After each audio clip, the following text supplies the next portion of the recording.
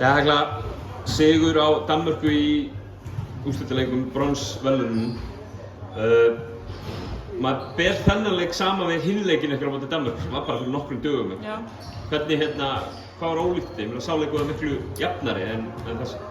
Já, ég einhvern veginn held bara, við höfum bara komið miklu ákveðnari núna. Við bara vorum búin að ákveða að við taka þetta og við spilum bara mjög aggressíft bara frá fyrstu sekundu, sko. Já.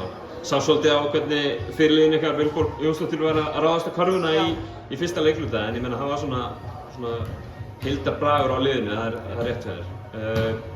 Þriðja sæti á þessu móti, vinnið 3 leiki og tapið 2, kannski nægir ykkur handarbökin fyrir að hafa ekki náð að stela svíðarleiknum. Það var mjög svekkjandi, sko, en ég er samt mjög stolt af öllu liðinu, bara hvernig við komum tilbaka. Já. Hvernig myndir þú segja að liðið var að koma saman svona á þessu móti? Sérðu framför á? Já, bara framfæri með hverjum leiknum sem að líður og bara hverja æfingu, sko. Já. Nú fáðu nokkra vikur í æfingar eða ekki á Íslandi, eru þið að æfa stíft heima áður en þið farið út til Rúmeníu? Já, mjög stíft. Bara bæta það sem við þurfum að bæta fyrir EM. Já. Ef þú fengir að velja 2 hluti til þess að taka með þig til Rúmeníu sem fara að bæta hjá liðinu, hvað væri það? Þetta er spurning. Mjög stór spurning, sko.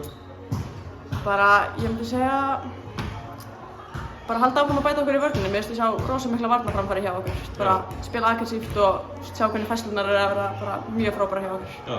Það er einn hlutur. Hvað er hinn hlutur svo alltaf? Bara... ég veit það ekki. Ja, allavega, Rúmenía núna í lok, það er 28. júlí sem við farið þangað, sem að fyrsti leikur þar er mjög Skeikariki og til 7. ágúst. Eru þið ekki spenntar fyrir því að fara út til Evrópumóti? Bara ógeðslega spenntar, sko. Já. Bestu þakkir Hekla og gangi ykkur vel. Takk fyrir.